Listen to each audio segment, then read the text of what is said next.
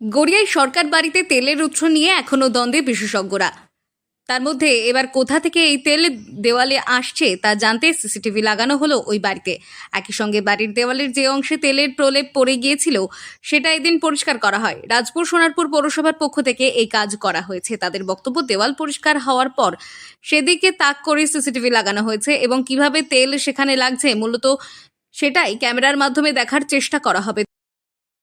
দেখা যাক, পরিষ্কার হোক, তারপরে আবার কিভাবে ওটা তেল হয় সেটা দেখার জন্যই করেছি। আমি ক্যামেরাও লাগিয়েছি, মিউনিসিপ্যালিটি আমাকে ক্যামেরা লাগাতে বলেছেন, ওনারা লাগিয়েছি, ওনারাই ক্লিন করার লোক পাঠিয়েছেন।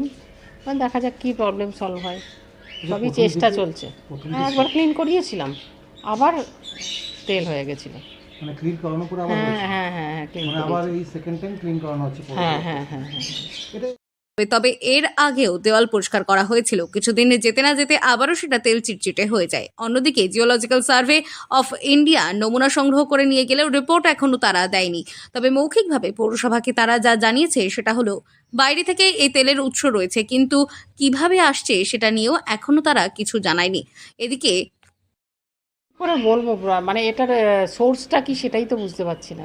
আচ্ছা, ওনারা ট্রাই করে দেখছেন কি করে। না, এখনও ওনারা জানেননি, ওনারা মিউনিসিপ্যালিটিকে জানিয়েছেন মনে হয়, ওনারাই এসে ক্লিন করাচ্ছেন। এরপরে দেখা যাক আবার নেক্সট কতটা তেল বাড়ে সেটা দেখে তারপরে জানানো যাবে, এখনই বলা যাচ্ছে না কিছু। পরিবার সূত্রে জানা গিয়েছে পৌরসভার তরফ থেকেই পরিষ্কারের কাজ করা হচ্ছে। কিভাবে তেল আসছে সেটা আশা করি ক্যামেরায় ধরা পড়বে। যতক্ষণ না এর উৎস জানা যাচ্ছে ততক্ষণ কিছুই বলা যাচ্ছে না। পৌরসভা সূত্রে জানা গিয়েছে তারা ওই দেওয়ালের সামনে গর্ত করে উৎস খোঁজার যে পরিকল্পনা নেওয়া হয়েছিল তা আপাতত স্থগিত রাখা হয়েছে। সিসিটিভিতে কিছু ধরা পড়ছে কিনা তার উপর নির্ভর করেই পরবর্তী পদক্ষেপ করবে পৌরসভা। দক্ষিণ 24 পরগনা থেকে সুমন সাহার রিপোর্ট, লোকাল 18 বাংলা।